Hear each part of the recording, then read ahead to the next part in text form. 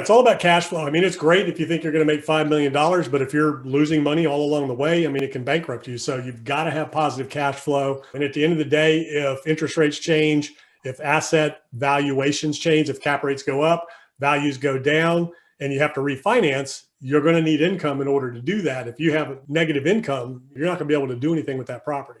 First and foremost, cash refinance and HELOC are two different things. So HELOC is home equity line of credit. That's a line of credit. So that is something that you can draw when you need it, pay it back, and the interest only accrues as you take the money out. So that's a great tool to use to buy a property. And then you can pay the line back and you can just keep using it. They generally renew. Maybe it could be 3-year, 5-year HELOC, or it could be annual renewable. Business lines of credits. For those of you that have a business, a lot of people don't know this. You can go to your bank, and you should go to your bank and get a business line of credit put in place based on the revenues of your business. If you're doing $1 million, you should be able to get a $100,000 line of credit. If you're doing 5 million, 10 million, on from there, especially if you have net worth and assets. And that's an unsecured line of credit where you just sign for it. So if you don't have that, get that in place, because that's real handy to have for any of your companies and all of your companies, as well as credit cards as well for the company, so that you can use those and get air miles and all that. So a HELOC is a great tool to have if you're going to pull the money in and out. Cash out refinance is very different. That's where you actually refinance the property, you pull your equity out and use that to go buy another one.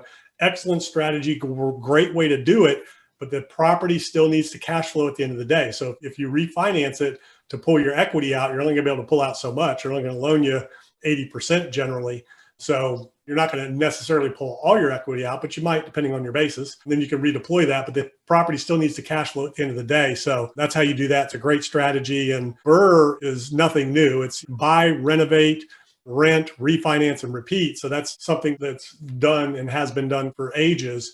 And there's other ways to do it without having to refinance. So if you don't have the equity to refinance and you can't get a line of credit and all that, then you can raise the capital from other investors to do more deals, or you can do owner finance deals, lease options, and you can do master leases depending on the types of properties and things where, let's say Tenny has an apartment building, and Tenny could be anyone tonight, right? So Tenny has an apartment building that he's just sick of but doesn't want to sell it. So you can do a master lease and say, hey, Tenny, I'll lease your building from you for the next 40 years for $10,000 a month. And you get a steady check. You don't have to pay capital gains. You just get that $10,000 a month. Then you turn around and lease the apartment units out. Maybe you have a spread of 2, 3, 4, 5,000 a month. So you could do that on commercial. You can do that on multifamily. You can do it on rental houses, short-term rentals. It's very popular. They call it Airbnb arbitrage. That's not really arbitrage.